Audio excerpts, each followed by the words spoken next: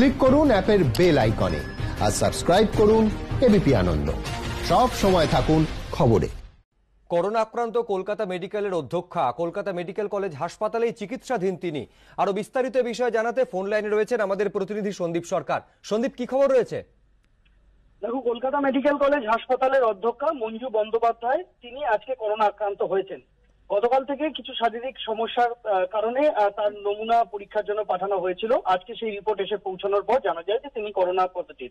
তাকে Kolkata medical college হাসপাতালেরই super speciality ব্লকে ভর্তি করা হয়েছে আজকে সন্ধ্যাবেলা 6টা নাগাদ।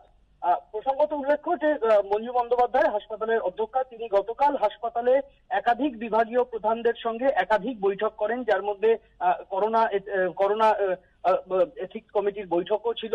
ফলে স্বাভাবিকভাবেই হাসপাতালের একাধিক বিভাগীয় প্রধান তার সঙ্গে গতকাল দিনভর বিভিন্ন বৈঠক করেছেন। ফলে হাসপাতালের চিকিৎসক মহলে একটা আতঙ্ক তৈরি হয়েছে যে তাদের মধ্যে ওই বৈঠকে তার সঙ্গে থাকার কারণে কেউ সংক্রমিত হয়েছেন কিনা, এরকম একটা আতঙ্কের পরিস্থিতি তৈরি হয়েছে।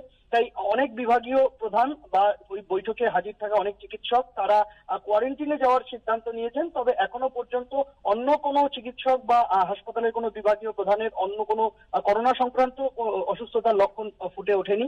হাসপাতালের অধ্যক্ষ আজকে হাসপাতালে ভর্তি হয়েছেন। গতকাল কলকাতা মেডিকেল কলেজ হাসপাতালে প্রায় 20 জন চিকিৎসক এবং 26 জন নার্স করোনা রিপোর্ট পজিটিভ আসে। তারপর আজকে অধ্যক্ষার রিপোর্টও পজিটিভ এলো। ধন্যবাদ।